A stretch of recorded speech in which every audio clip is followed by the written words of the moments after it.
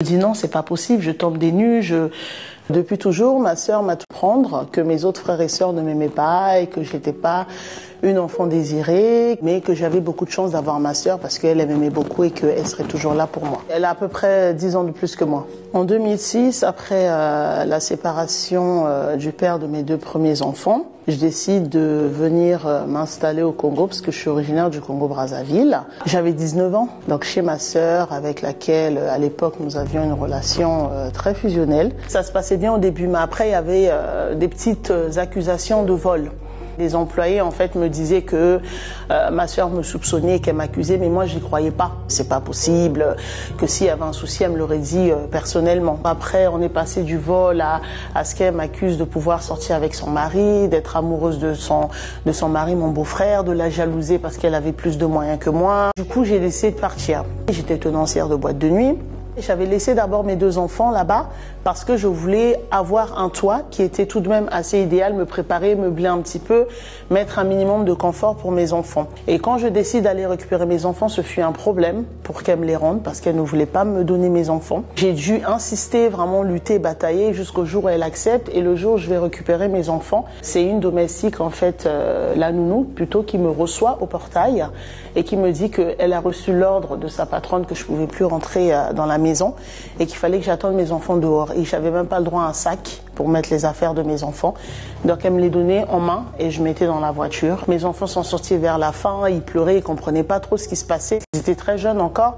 Ma fille, elle avait 8 ans et mon fils à peine 5 ans. Voyant les conditions dans lesquelles j'habitais et voulant offrir un meilleur confort à mes enfants, je décide de les déposer chez ma mère, qui habitait aussi au Congo, le temps que moi j'arrive à finir les travaux dans ma maison pour pouvoir les accueillir. Mais je payais l'école de mes enfants, j'allais voir mes enfants chez ma mère. C'est là où ça a commencé en fait à avoir une relation un petit peu, on va dire les montagnes russes entre ma sœur et moi.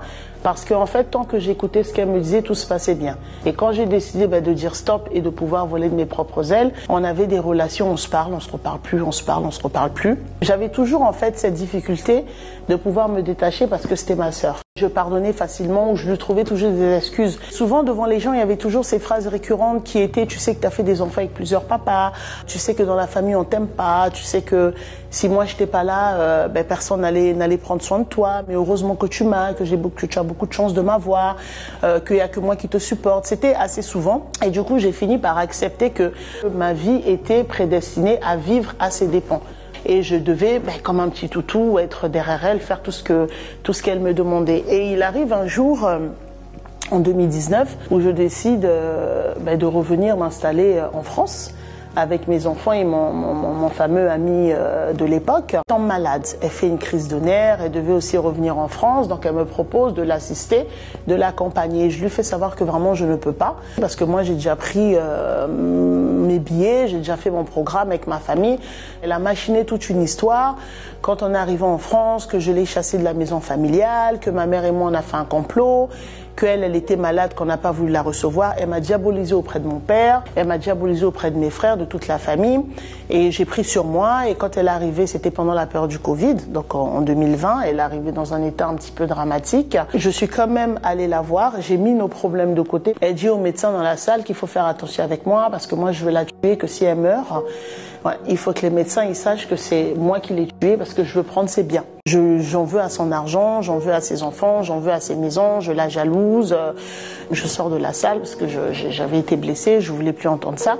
Et donc on se parle pas pendant 1 année ou 2 ans, je crois. Maintenant j'avais 4 enfants en 2021. On habitait chez ma mère en France, ça se passait bien au début.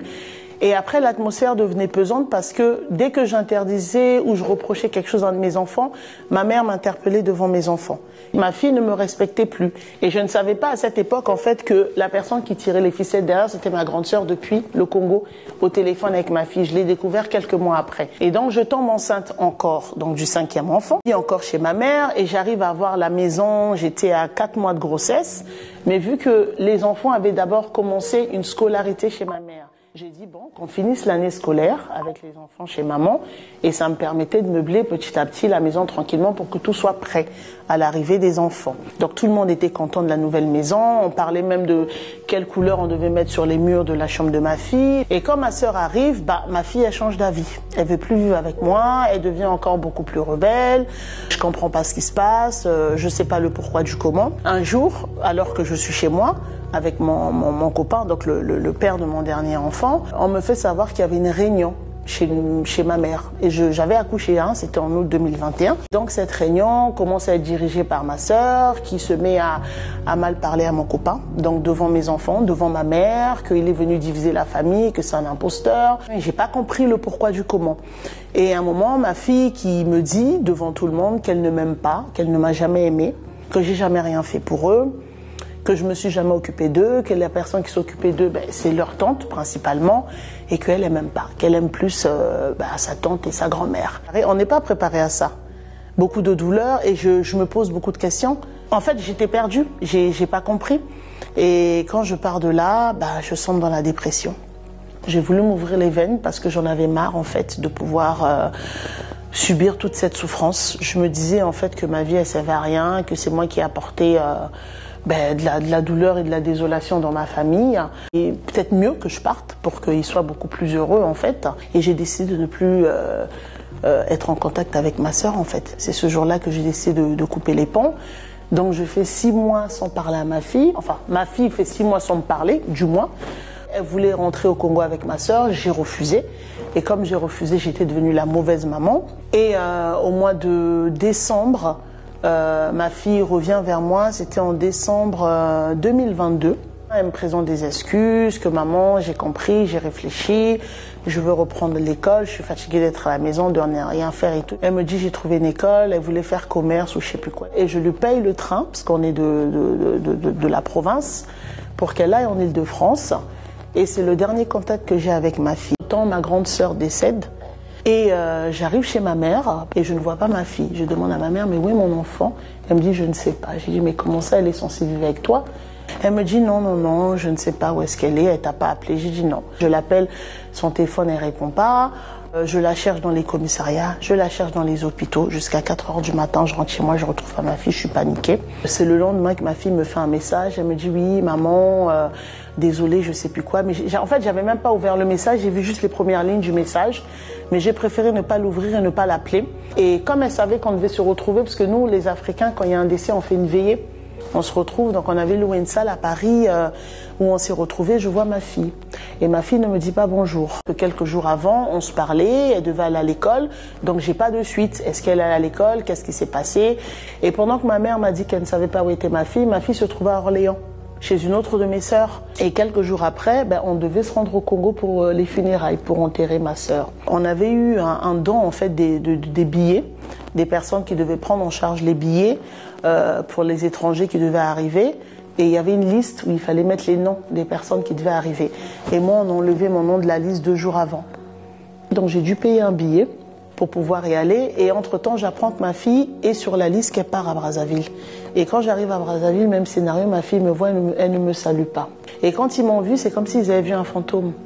Ma sœur et ma fille et toute sa troupe avec ses enfants, c'est comme s'ils avaient vu un fantôme parce que pour eux, je ne devais pas être là. Que l'on dise encore, voilà, Sandra, celle qui cherche des problèmes, même le jour du deuil de sa sœur, elle est absente, pour que vraiment je me fasse remarquer, mais négativement. Pendant cette période, je suis très fâchée. Je suis très fâchée. Et je parle à tout le monde, je parle et j'étais dans un état dépressif et je parle à une dame, je ne sais plus c'était qui. Et pendant que je parle à cette dame, elle m'enregistre, la dame, elle me piège. Et je parlais du mal de ma sœur, je disais qu'il faut que je récupère ma fille, que j'attends que l'enterrement passe, que je ne peux pas laisser ça comme ça. Elle enregistre et elle balance les audios sur les réseaux sociaux. Quand les audios sortent, ça fait un bim dans la famille.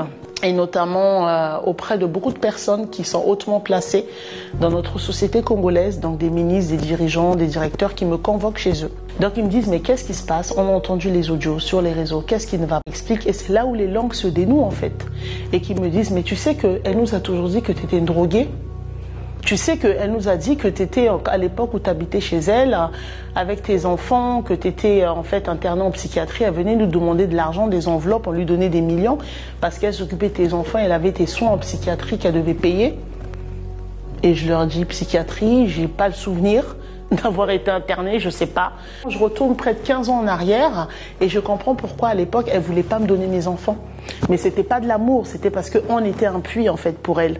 Mais ça je l'ai compris 16 ans après. Je me dis non, c'est pas possible, je tombe des nues, tout s'effondre en fait, tout s'effondre et je prends le courage d'aller voir mes autres frères qui étaient présents pendant le deuil, leur hôtel, et je m'écroule, je parle, je sors, je vide mon sac de tout ce que je vivais depuis que j'étais avec ma sœur, de tout ce qu'elle me faisait subir. Je pleure, je m'écroule et ils tombent des nues.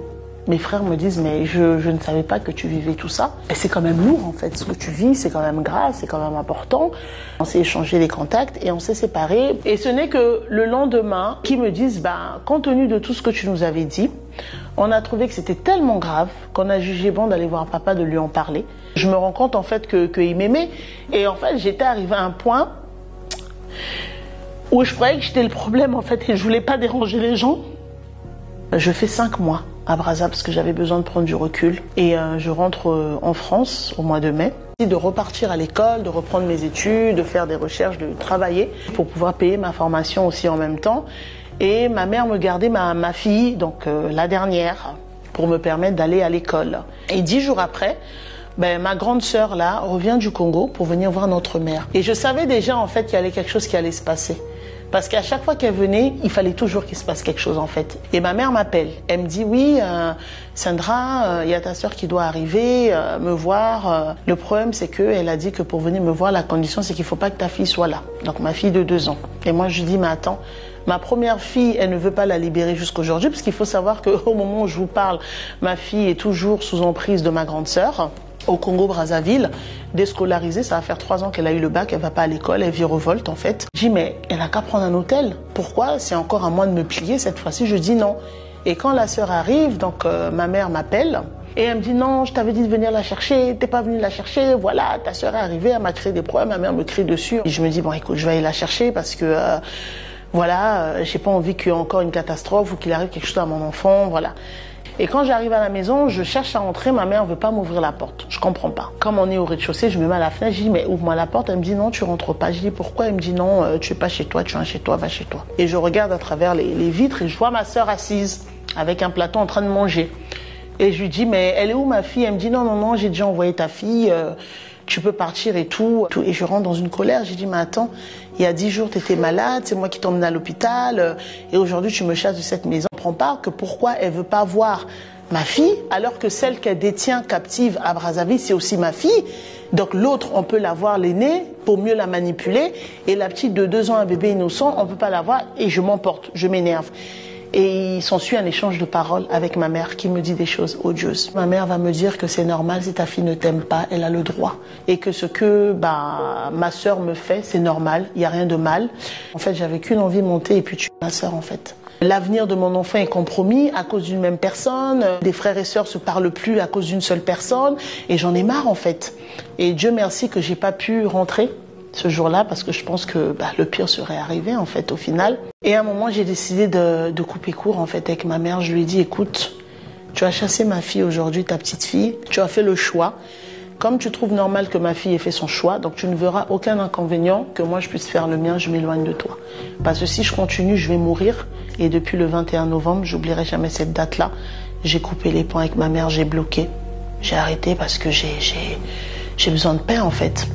Donc au final, il m'a fallu 16 ans pour comprendre que quelque chose n'allait pas. En fait, j'ai cru que ce que je vivais, c'était de l'amour et de l'attention.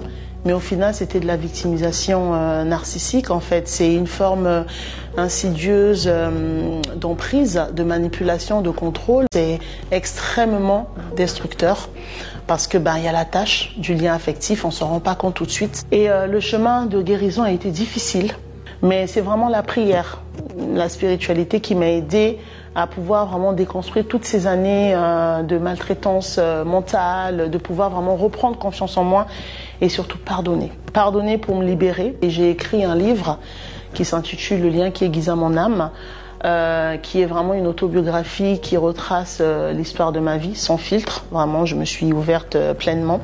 Je suis aussi présidente aujourd'hui d'une association internationale Renaissance.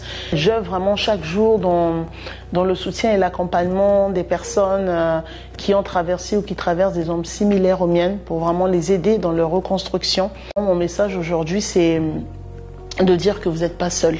Que bien que c'est difficile, il faut vraiment trouver la force de sortir de cette spirale familiale, que c'est possible et que nulle personne n'a le droit de vous donner quelconque injonction. C'est votre vie, vous êtes maître de votre destin.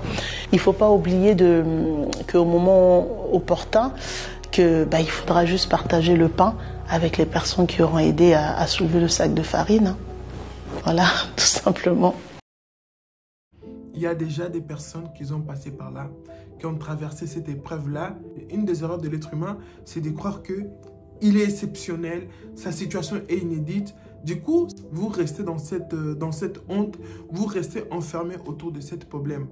Vous savez, on est dans une ère où tout le monde veut réussir, où tout le monde veut créer quelque chose de fou, veut gagner beaucoup d'argent, où tout le monde veut beaucoup plus.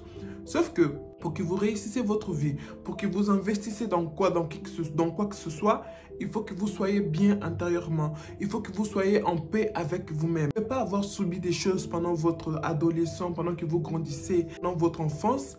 Et quand vous allez grandir, parce que votre cerveau a refoulé l'info, vous vous en souvenez plus, que ça veut dire que c'est du passé. Non, parce qu'il y a des traumas, il y a des souvenirs qui viennent des années plus tard. Parce que votre corps, votre cerveau subconscient a enregistré certains événements.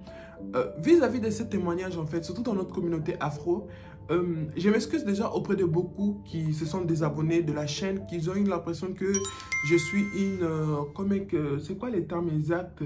Je suis une vendue, je vais faire plus que les autres, je vais prendre certaines personnes de haut parce que je parlais des sujets tabous, ça reste entre nous, parce qu'on a été élevé dans ça, c'est tout à fait normal et donc automatiquement on doit transmettre aussi à nos enfants ces genres de pensées, ces genres de haine, parce que ça fait partie de nous. Ça fait partie de notre communauté, ça fait partie de nos origines. Sauf qu'en entendant pourquoi cette même communauté ne se développe pas, ne va pas plus loin, si on a des personnes qui auraient pu faire de grandes choses, mais qui sont blessées par la famille, si tu regardes bien, aucun moment, tu peux te dire que ta propre soeur peut te faire ça, ta mère peut te haïr ou te détester, parce que dans le subconscient de beaucoup, c'est impossible. Mais non, l'impossible n'est pas l'être humain, l'impossible n'est pas africain. Vous savez, quand vous écoutez un témoignage sur les réseaux, vous n'avez pas traversé cette difficulté-là, vous allez compatir avec la personne et vous allez passer à autre chose. Mais quand vous écoutez un témoignage et vous vivez 90% des situations similaires, parce qu'on ne peut pas vivre à 100% la même situation que d'autres personnes, vous ne savez pas à quel point que ça touche. Et à un moment, tu pleures avec la personne, ça te rappelle ta situation à toi et tu te dis que tu respires, tu dis que je ne suis pas la seule en fait. Je ne suis pas la seule que je me suis fait tabasser par mon mari. Je ne suis pas la seule qui a subi l'agression venant d'un membre de la famille. Je ne suis pas la seule qui a été refoulée, matrixée, détestée par ses propres frères et sœurs. Je ne suis pas la seule que ma mère ne m'aime pas. Je ne suis pas la seule que je suis prise de haut. Je ne suis pas la seule. C'est triste à dire, mais en fait, tu es content en même temps. Je ne suis pas la seule à traverser toute cette situation. Parce que souvent, je me répète encore, c'est tellement grave que tu as l'impression que c'est inédit en fait. Tu as l'impression que non, aucun être humain dans le monde a vécu ce que je suis en train de vivre. Et du coup, tu t'enfermes. En 2025, hein, comme je vous ai dit, avant de vouloir être ces grands titres, avant de vouloir déplacer les montagnes, avant de vouloir bâtir l'empire plus que Bill Gates, plus que Elon Musk, soignez-vous en fait. Soignez-vous. Assumez qu'ils vous ont blessé, assumez qu'ils vous ont détruit en fait. Et demandez, cherchez de l'aide. Cherchez vraiment de l'aide parce qu'il y a beaucoup de mal-être qu'on essaye de montrer ça positivement sur les réseaux en fait. Il y a beaucoup de mal-être qu'on fait semblant avec les make-up, avec des beaux vêtements. On cache tout en fait. Dès que tout ça est enlevé, le soir dans ton lit, en face de ton miroir, tu te trouves face à toi-même et tu pleures en fait. Tu pleures tous les larmes de ton corps et le lendemain, tu recommences encore. Tu peux refouler ces sentiments, tu peux refouler tout ce que tu as vécu, tout ce que tu as traversé. Mais sache que ton corps, lui, il garde des cicatrices. Ton corps, lui, il garde tout en fait. Ton corps, il garde tout, même si tu ne l'écoutes pas. C'est pour ça que apprenez à vous écouter. Apprenez un moment avec vous-même. écoutez vos pensées. Pourquoi quand tu n'es pas distrait par les réseaux sociaux, quand tu n'es pas distrait par telle chose, tu as des idées noires, tu as des idées aussi sombres. C'est votre corps intérieur qui essaie de vous faire passer un message. Rien de mieux que parler de soi. Vous savez, je suppose que la vidéo sur mon vlog Vision Board est déjà sorti, vous avez vu et vous avez compris. Et ça, cette vidéo, ça sera vraiment pour le compléter. Vous savez, quand tu traverses les périodes difficiles, moi, je suis un ancien sportif, j'ai fait du basket. Vous savez, les baskets, il y a les règles, il y a la persévérance, il y a l'esprit d'équipe et tout. Donc, j'ai appris pas seulement à connaître aussi les autres, à avoir aussi des affinités avec les autres pour que le match se déroule du mieux. D'accord. Du coup, moi, quand j'ai traversé, comme vous avez pu comprendre sur la vidéo, j'ai traversé un moment de période très difficile auquel le pire est déjà derrière moi parce que là, du coup, comme je vous ai dit dans la vidéo, c'est la justice qui est en train de s'occuper de l'affaire. En fait, j'ai nié, j'étais dans le déni total. Quand le projet du coup va sortir, je vais vous mettre les vidéos, tout ce que vous voulez, pour voir vraiment, pendant que j'étais dans ces vallées, comment je me comportais, comment j'étais dans un déni, comment je voulais faire semblant.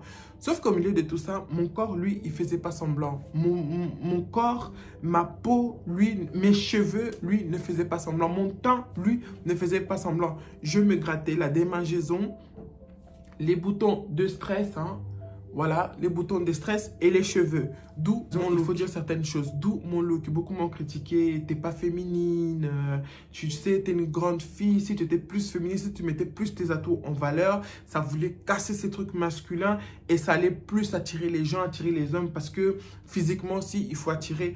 Mais en fait, moi, dès le départ, je suis pas le genre de personne, en tout cas pour ceux qui suivent cette chaîne, pour ceux qui me connaissent personnellement, je suis le genre de personne, j'aime pas attirer par mon physique parce que j'estime que je ne suis pas un article, je ne suis pas un objet, je ne suis pas là pour attirer. C'est ça que je me considère. Donc, je veux attirer, je veux être considéré, je veux être respecté par ce que je suis, par mon intelligence, par ce que je peux porter à la société, pas par mon physique, que je sois belle pour certains, moche pour d'autres, il n'y a pas de souci, mais je ne suis pas un article en fait. Je me suis toujours considéré comme ça. Donc, des fois, sur certains thèmes, vous allez voir le thème parce que, bon, en 2025, on va essayer de faire attention, mais apparemment, tu ne peux pas parler d'un truc qui booste, qui donne de l'énergie, des astuces, alors que tu ressembles à une clocharde. Je ressemble à une clocharde, pourquoi? Parce que je mets une casquette, je mets des lunettes, je mets des pulls, je mets ceci, c'est pas féminin. Et tu peux pas parler de story time, un truc que tu dois être triste, tu dois être sombre et tout. Tu es là, tu es maquillée, tu es en fossile, tu as mis du blush et tout. Parce que ces jours-là, j'estimais que j'avais envie de me faire belle pour cette vidéo. Tu peux pas. Donc, je traversais ces moments en allant au travail, en s'occupant de mes enfants, tout. Et mon corps, il réagissait. J'ai commencé à perdre mes cheveux. J'ai eu des boutons, j'ai plein de boutons alors que je ne mangeais pas. J'avais perdu quoi, 3 kilos. Je ne comprenais pas, je marchais à pied parce que voilà, j'avais pas de voiture et tout. Tout était là pour que je sois bien. En fait, c'est à ces périodes-là que je ne me suis jamais trouvée aussi laide dans ma vie. Je me regardais, je me faisais pitié en fait. Je m'étais là, vous savez, les idées sombres, tu es là, tu es célibataire. Tu comptes peut-être refaire ta vie, tu te fais peut-être draguer parce que les gens ils te voient sur les réseaux sociaux avec tes anciennes photos. Ils se disent que tu es une belle femme, tu plais, mais tu te dis que mais si la personne elle te voit en vrai, mais en fait tu es honteuse, en fait tu es minable, tu es dégueulasse en fait, disons les choses.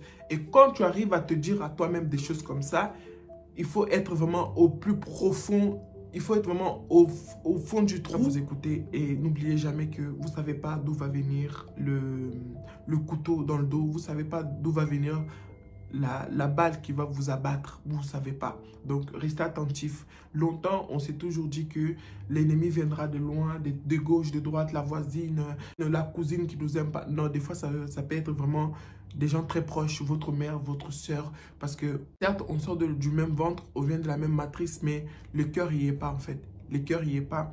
Il y a une dame, Pia Sona Mambéya, qui me disait toujours, tu sais, on a mis au monde, elle me disait surtout la phrase en lingala, Tobota batu, mais tobota mitemate.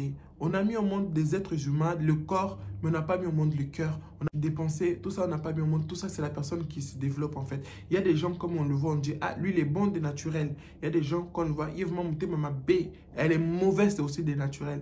Donc ces gens là c'est réel. Je ne sais pas qu'est-ce que tu traverses, je ne sais pas dans quelle spirale tu es ma belle.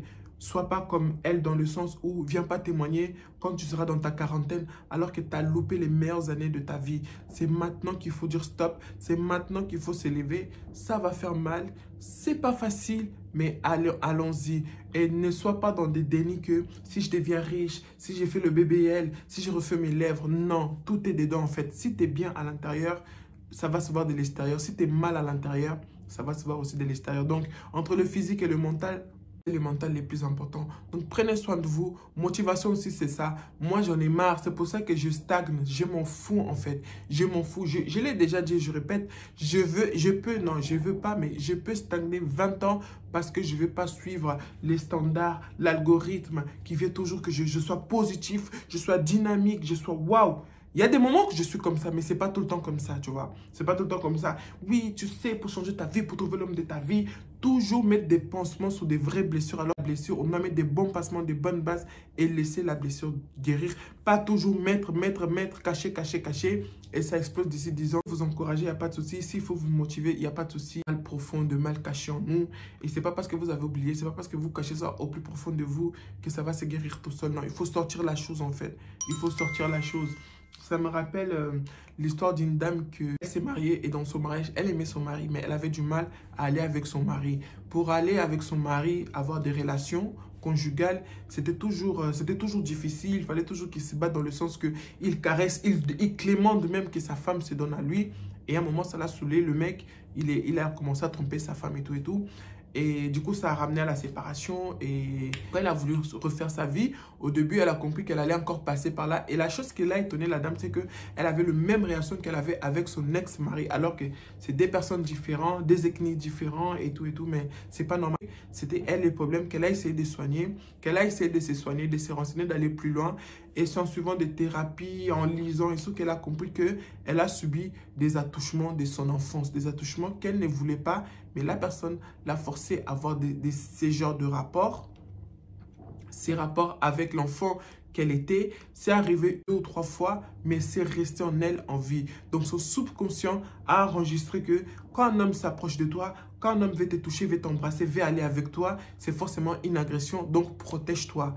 Donc ça s'est passé quand elle avait 7 ans, 8 ans et ça l'a suivi même jusqu'à dans sa vingtaine, jusqu'à dans sa trentaine et c'est là qu'elle réalise et c'est là qu'elle se soigne et c'est là qu'elle regrette son mariage. C'est là, donc vous imaginez pas qu'est-ce que de petites actions pendant que vous grandissez ou des petites injustices que vous vivez dans la famille, dans votre foyer, conséquences ça peut avoir plus tard. Vous pouvez vous détester, vous pouvez détester les autres. Donc le dégât, on n'en parle pas assez, mais l'histoire, les causes, vu que les faits sont réels, sachez aussi que les conséquences, c'est vraiment réel.